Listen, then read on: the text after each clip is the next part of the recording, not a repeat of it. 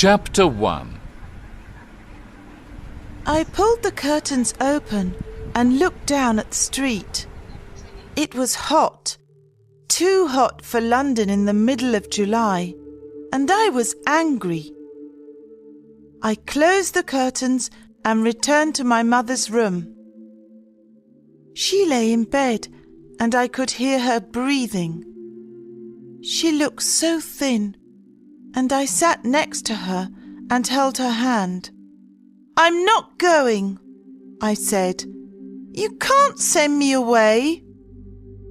I looked at my mother, and her face was white like the sheets and pillowcases. "It's only for a month, until I feel a little better, my darling," she said. "Then you can come home." Dr. Barnes stood on the other side of the bed. "Has Megan got any friends?" he asked Mrs. Brown, our home help. Mrs. Brown shook her head. "Megan doesn't have any friends," I heard her whisper. "She's a strange child." Friends? Of course I didn't have any friends. We moved to this part of London 6 months ago, and my new school was horrible. Mother didn't know. I didn't tell her about the bullies and the nasty text messages. Dr. Barnes put his glasses on. I could see that he didn't know what to do.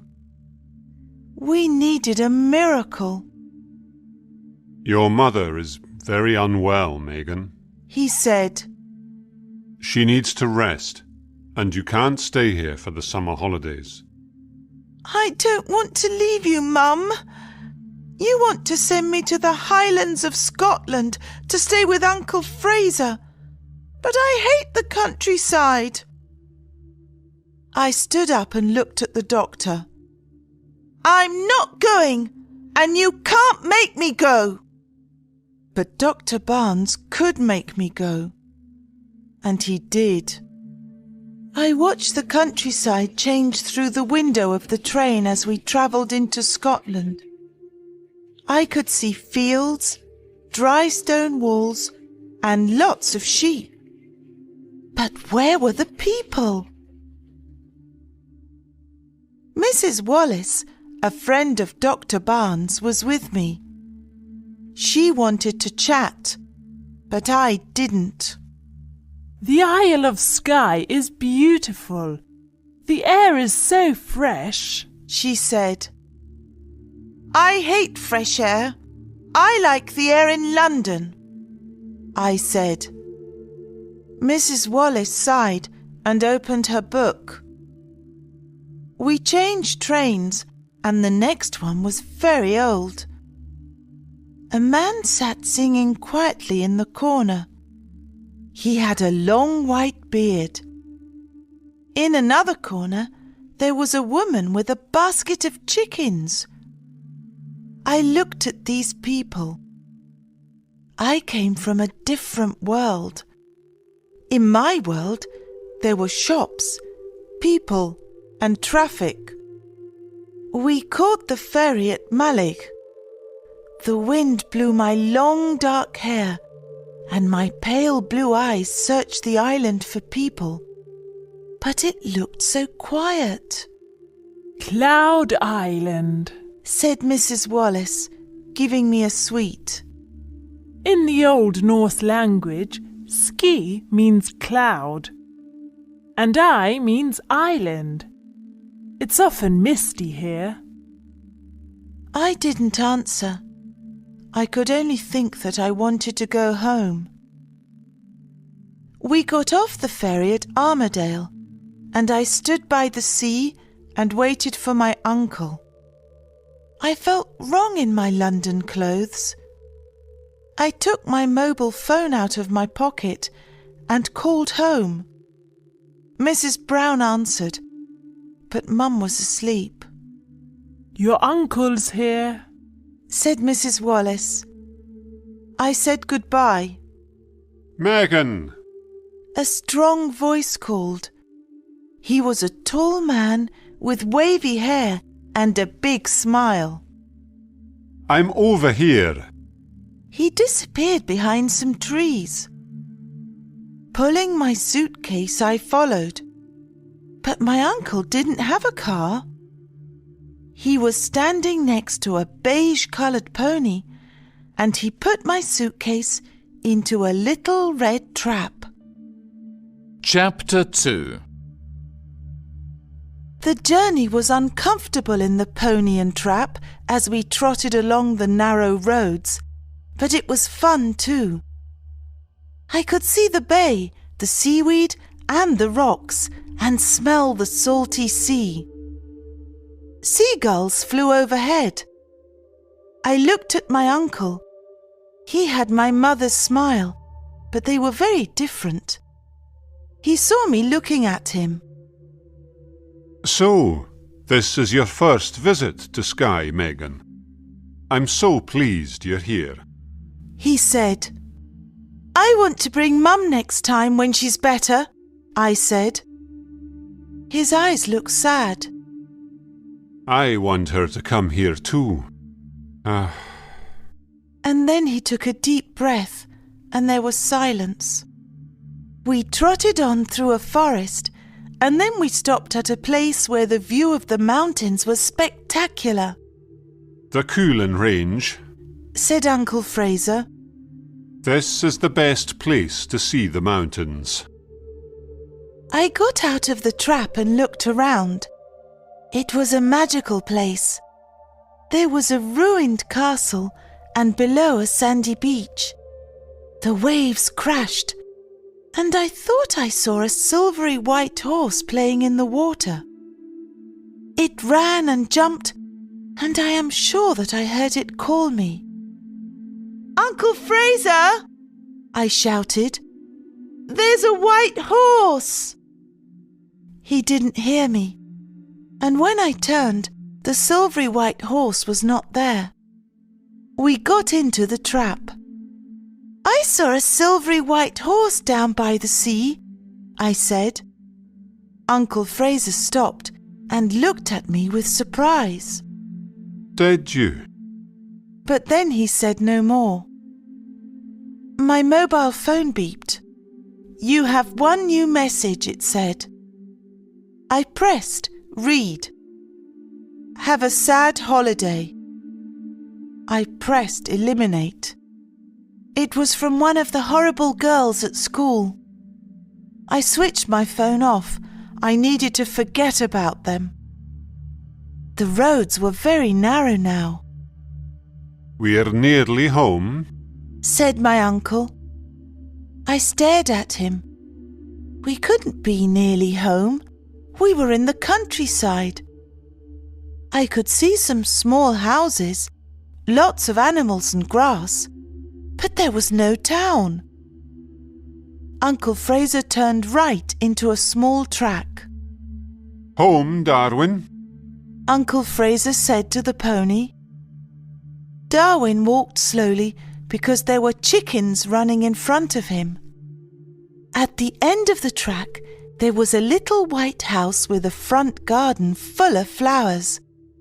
In one field, I could see 4 cows waiting patiently by the gate, and in another, there were some goats and a donkey. We're home, said Uncle Fraser. Welcome to White Heather Cottage. Chapter 3. I was shocked. Uncle Fraser lived in a thatched white croft near the sea and surrounded by grass. White Heather Cottage had a tiny wooden front door, and Uncle Fraser had to bend his head to go in and out. There were 3 rooms downstairs. Inside the croft it was cosy and warm.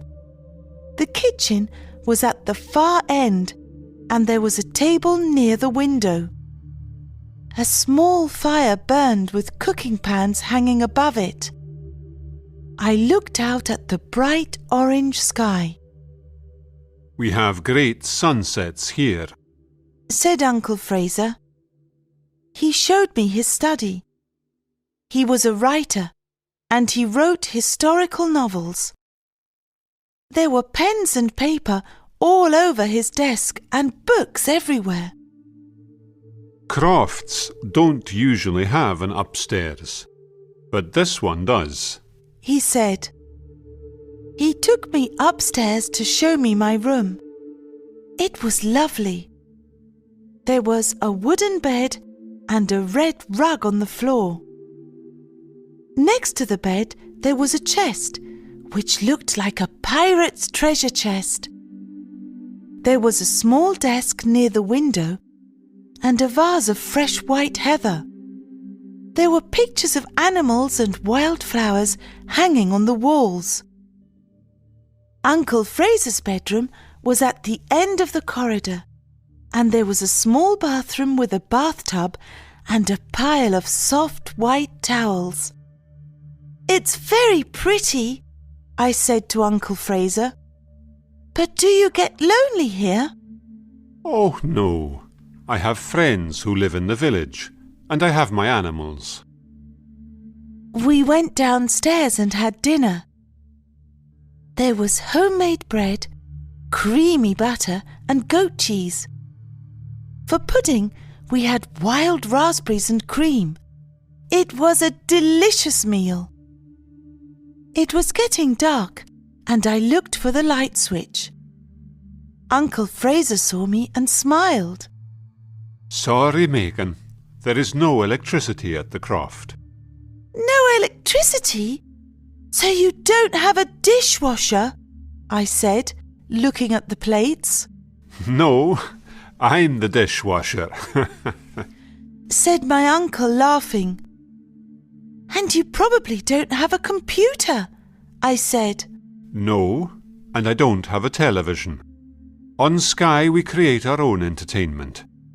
I play the piano after dinner when friends come round, or I read by the light of candles and oil lamps. There are lots of board games in the corner, so we can play chess, drafts, Monopoly or Scrabble. Piano? Board games? I couldn't believe it. No electricity. I wanted to go home, back to my technological world. So, where is the fridge, Uncle Fraser? I don't need one. There is a cold cellar in this croft, and I grow most of my food. I milk the cows and goats early in the morning, so there is fresh milk every day, and I make my own cheese. I buy meat from the butchers when I want it. It's a perfect life, Megan. Perfect, I said to myself as I climbed the stairs to bed. I went into my bedroom and put the candle on my desk. I looked out of my window. The moon was bright, and there were so many stars. And standing in the heather stood a silvery white horse. Chapter 4. I woke up, but there was something wrong. Then I knew what it was. It was the silence. There was no sound of cars or traffic. Nothing. I opened my window and listened. And then I heard a bird sing and a sheep call under my window. I dressed quickly and went downstairs. A big cat sat in front of the fire. It looked like a tiger with its red, white and grey stripes. My uncle was in the kitchen. Good morning, Megan. Did you sleep well? Yes, I did. I slept very well, I said. And I saw the silvery white horse again, Uncle Fraser, before I went to sleep. My uncle looked surprised, but he said nothing and put 2 bowls on the table. Why do you look surprised, Uncle Fraser, when I tell you about the white horse? Uncle Fraser sat down. There is a legend, Megan, of a silvery white horse. Some people say it is a unicorn. A unicorn? I said. Maybe the horse I saw was a unicorn. It was a long way away, and it was difficult to see. What does the legend say? I don't know. Uncle Fraser put a big bowl of porridge on the table. A shepherd saw the unicorn, but it was 100 years ago now. This was exciting news. Who can tell us about the unicorn? My uncle poured me a glass of fresh milk. Old Mrs. McTaggarty knows the legend. She's the old woman who lives on the other side of the village. We can ask her. Now eat your breakfast, and no more questions. The porridge was delicious, and I ate it with cream and sugar. The cat came and sat next to me. This is Marmaduke. You didn't see him last night, because he likes to catch mice in the barn, said my uncle. Let's go outside, Megan. We have a surprise for you. Uncle Fraser showed me his vegetable garden. There was spinach, carrots, potatoes and leeks, and there were rabbits trying to eat the lettuce. Uncle Fraser chased them away, and they jumped over the dry stone walls. Uncle Fraser had a field of sheep, 4 cows, 3 goats, and a lot of chickens. He showed me how to milk the cows, and it looked easy when he did it. The milk squirted into the bucket, but when I tried, nothing came out. "Oh, Uncle Fraser, I can't do it," I said. The animals don't know you, Megan. Said my uncle. He took my hands. And you need warm hands. Near the croft, there was a small barn and stables. I looked inside the first stable. You met Darwin yesterday, said my uncle, patting the beige pony's neck. He's my trap pony. In the second stable, there was a cream-coloured pony with black spots. This is Moon. My neighbour's son, Ben, often rides him. I touched his nose. It was so soft. Why do you call him Moon? Because when you look at the moon, it is cream-coloured, but there are little black marks. I think he's the colour of the moon. Uncle Fraser moved to the third stable, where there was the prettiest pony. It was beige with a blonde mane and tail, and had big dark eyes. This is your pony, Megan, and her name is Dolly. Chapter 5. The Arrival of Idris. When I woke the next day, I felt so happy. I had a pony, a beautiful pony, and I wanted to ride her. Then I thought of Mum. It was fun at the croft, but I missed her. I wrote her a text message. "I'm fine. I've got a pony called Dolly. How are you? Lots and lots of love, Megan." I pushed send and waited. I'm not too bad, my darling. How lovely. A pony. Lots of love, Mum. I typed another message. "Get better quickly. I want to bring you here." A message came back. Okay. I could hear voices downstairs.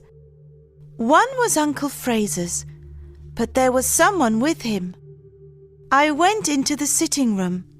A boy stood near the fire. He was about my age, but he was very tall, and he had wavy blonde hair and pale blue eyes. He was wearing jeans and a checked shirt, and he had a box in his hands.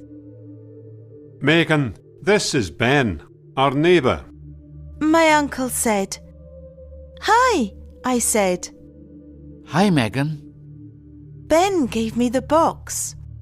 I found this. He said as he opened it. We can look after it together. Inside the box was a baby otter. It looked at me. It was so sweet. Its name is Idris, Ben said. and I think it's hungry. Uncle Fraser knew what baby otters like for breakfast. He put some homemade bread in a bowl and poured milk on it. Then he added a little fish oil. Idris loved it. He ate it all and then licked the plate. I think he wants some more, I said. Babies have lots of small meals. My uncle said. He needs a bed. You can find a box and some straw in the barn. So Ben and I made Idris a bed and put it in a corner of the sitting room near the fire. We introduced him to Marmaduke, who was not very pleased to see another animal in the house. Then, after lunch, my uncle appeared with the pony and trap. Come on, you two. We have to buy Megan some riding trousers, boots and a jacket. We are in the Highlands of Scotland, and sometimes mists come down, and it can get very cold. We drove into Portree, the main town on Skye. Portree in Gaelic means King's Port. Said Ben. We went to the harbour and watched the boats. In Wentworth Street, my uncle bought the clothes I needed. Then we went to the post office, and I sent Mum a postcard with a Highland cow on it. Ben had dinner with us in the CROFT, and after dinner, Uncle Fraser played the piano. We sang hymns and old songs. Then we all sang the Skye Boat Song. Chapter 6. Ben came to the CROFT the next morning. He gave me a riding lesson, and then we decided to take Idris out for a walk and pick wild raspberries for tea. Don't forget your jacket. Said Uncle Fraser. The weather looks uncertain. And don't go far. Okay, we both said. Idris was happy to go out with us. He ran and jumped among the wild flowers, and when we reached the small loch, he swam. Otters are playful animals, and Idris made a mud chute. He was very happy because now he could slide into the water. Ben and I sat in the warm sunshine and watched him. Why did Uncle Fraser tell me to bring a jacket? I said to Ben. The weather's hot. Ben smiled. The weather's warm now, but it can change very quickly. We decided to pick some raspberries. There were some growing near a small wood, and we picked lots. Then we saw blackcurrants, so we went into the wood and Idris followed us. The blackcurrants were big and delicious. Did I tell you I saw a unicorn? I said to Ben as we walked along a little path. Ben laughed. Unicorns don't exist. That's what I thought. But Uncle Fraser said that a shepherd saw one here 100 years ago. There's a legend, he says, but we need to speak to old Mrs. McTaggarty. Ben turned and looked at me. You want to speak to Dolores McTaggarty? Do you know who she is? No, I said, eating some more blackcurrants. We went down another path. Some folks say she is a witch. She lives in the Black House. It's the croft on the headland down by the beach. She doesn't come to the village very often. Mr. Mackey, who owns the grocers in the village, takes her food. Why do the villagers think she's a witch? I asked. because the wild animals come to her. Eagles fly down and sit on her hand. The red deer come to her door for food, and so do the seals. That doesn't mean that she is a witch, I said. Well, you can't go to her house alone. I'll come with you. Ben said, and then stopped and looked up at the sky. A cold wind blew, and the blue sky was now grey. We must go back, said Ben, and he put Idris in his pocket. We turned round, but the mist came down. The white mist swirled all around, and we couldn't see the path in front of us. We were lost. Walk slowly and hold my hand, said Ben. It was very cold, and soon our hair was wet. Thank goodness I had my jacket. Ben had a small torch and whistle tied on his jacket, but we were far from any houses and crofts. No one heard our calls. We walked on until suddenly there was a noise. It came from behind a tall tree. What was that? cried Ben, shining his torch. But I knew. Just in front of us, in the circle of torchlight, stood the silvery white unicorn. It bowed its head and looked at me with its dark eyes. It called softly. It's the unicorn, I said to Ben. It wants to show us the way home. But then you don't believe in unicorns. Ben smiled. I didn't, but I do now. Let's follow it. We could see the silvery white unicorn clearly as we followed it through the wood. Slowly and patiently, it led us across the fields to White Heather Cottage. The lights were on, and as we walked through the gate, the unicorn turned and looked at me. Then it galloped away across the heather. Uncle Fraser opened the door. His face was pale. Thank goodness you're home. Chapter 7. Dolores McTaggarty lived in the Black House, where the sea crashed and the seagulls flew.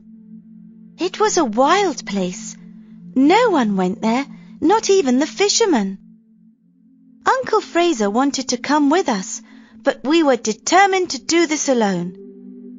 He drove us to the grassy path which led to her croft. Take her some raspberry jam, said Uncle Fraser.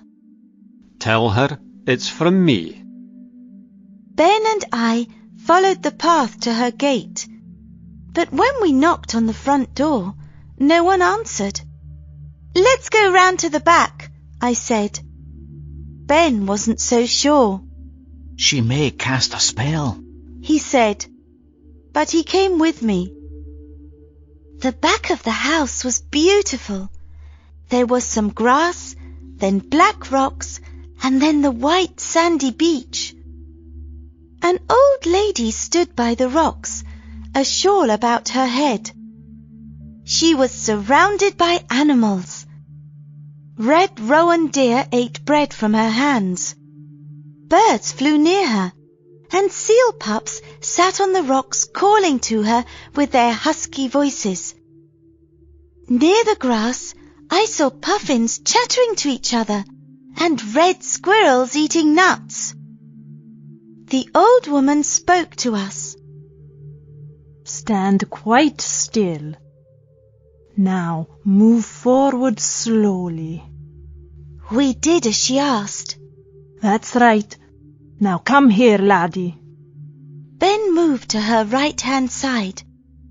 She caught a young eagle in her hand and she put it on his arm.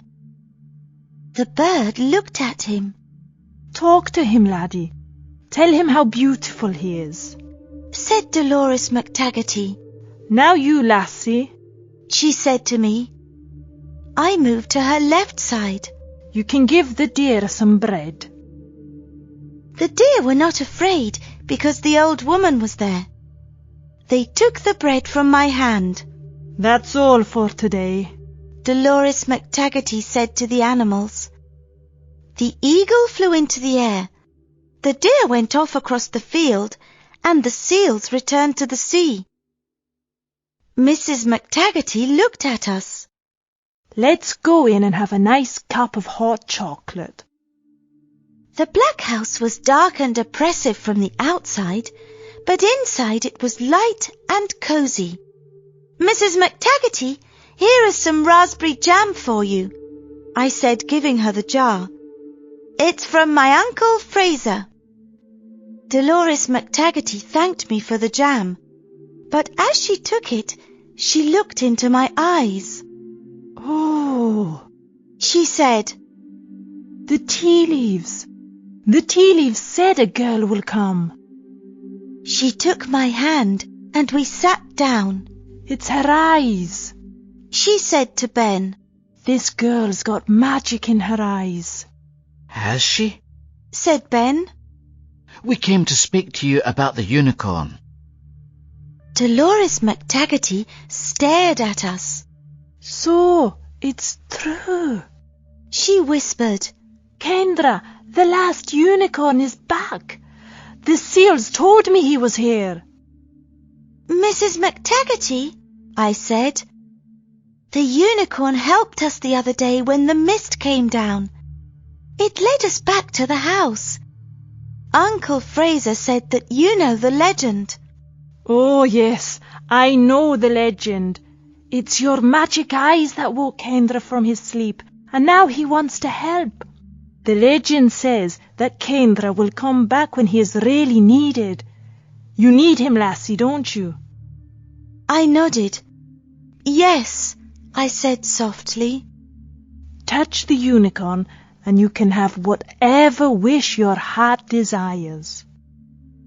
Dolores McTaggarty took us to the door, and she brushed my face with her hand. Go, lassie, and find Kendra. Chapter 8. There's a full moon tonight, and the weather's warm. Let's have a barbecue on the beach, said Uncle Fraser. That's a great idea, I said.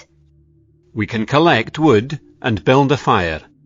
I've got potatoes and hamburgers. I went to the butcher's in Portree this morning, Uncle Fraser said as he went down into the cellar. I sent Mum a text message. How are you? I love you, Megan. I waited, but she didn't reply, so I phoned. Mrs. Brown answered the phone. Her voice was sad. The doctor's here, Megan. Your mum's not well at all. I'll ring you later.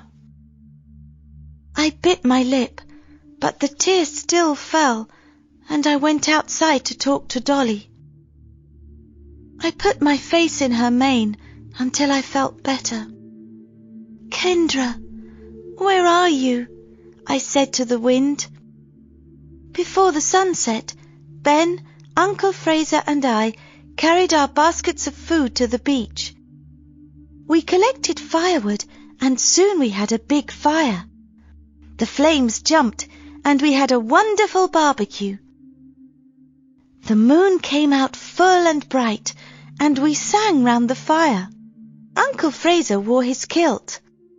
He brought his bagpipes and his accordion and played us some bagpipe music first. He was really good. Then Uncle Fraser played his accordion and Ben showed me some Scottish dancing.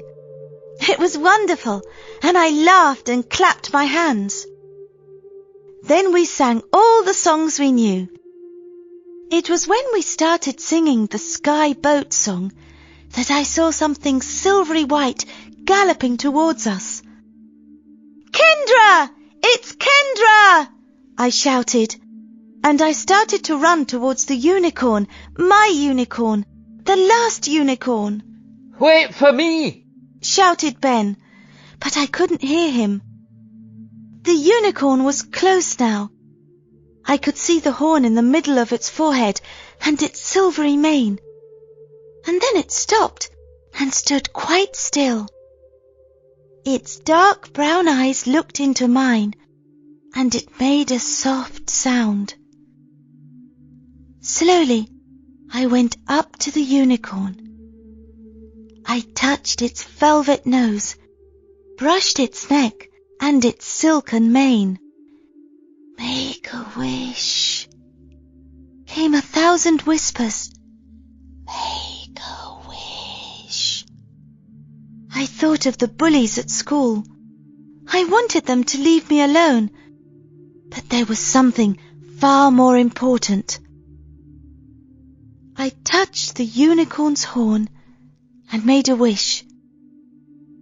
The moon shone brighter, and suddenly I was alone. Kendra was galloping away, out to sea. Chapter 9. The bright sunlight woke me up. It was late, and I had slept deeply, and I felt happy, really happy, for the first time in a long while.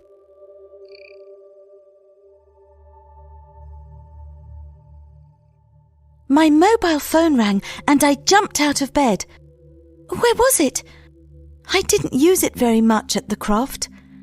I had so many other things to do, and phones and televisions were no longer important. I looked under my clothes and found it in the pocket of my jeans. Hello? Megan, it's Mrs. Brown. Dr. Barnes is here and he wants to speak to you. I felt cold. Did he want to tell me something terrible? Good morning, Megan. Came his loud voice. I have good news. Great news. Yesterday evening your mother was very ill. I didn't know what to do. She had a high temperature, and Mrs. Brown and I sat with her. Then suddenly, at about midnight, she sat up in bed and said, "I feel better. Could I have a cup of tea and a slice of toast, please?" Her temperature was normal. It's a miracle, Megan. A miracle. I ran downstairs to tell Uncle Fraser. The unicorn! He gave me a wish!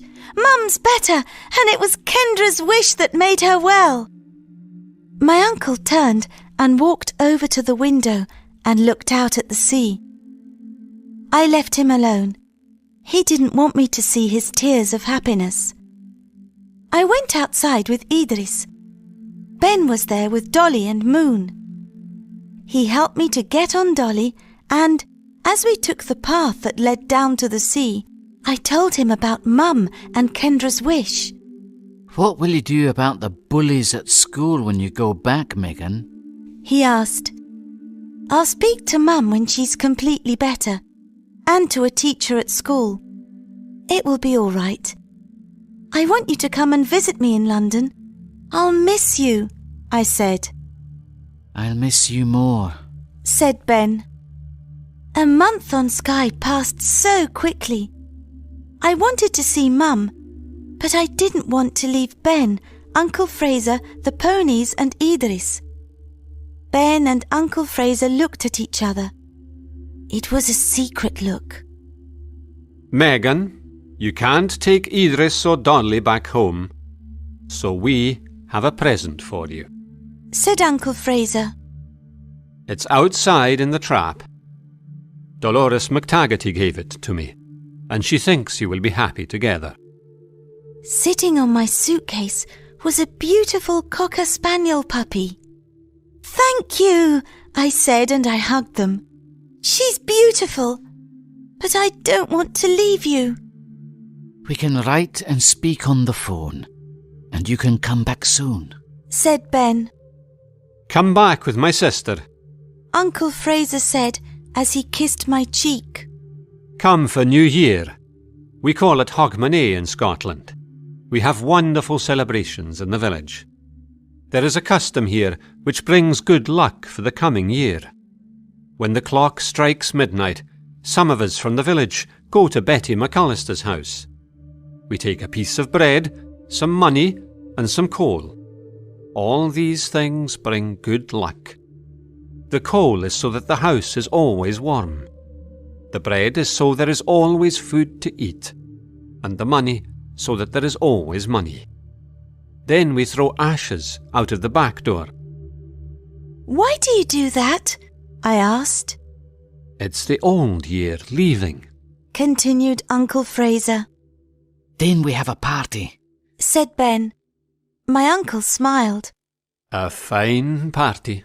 He said. We sing and dance until morning. Do come, Megan. I looked at them. Hogmanay on Skye and Betty McAllister's party. Singing songs round the piano with Uncle Fraser, Ben and Mum. I wanted this more than anything else in the world. Yes, I said, and I hugged my uncle again. Then it was time to go. We rode in the trap to Armadale, and when we passed the ruined castle, I thought I saw a silvery white horse arching its neck and galloping in the waves. Goodbye, Kendra, I whispered, and on the salty air there came a cry as the little white horse called out to me. Of course, we knew this was not goodbye.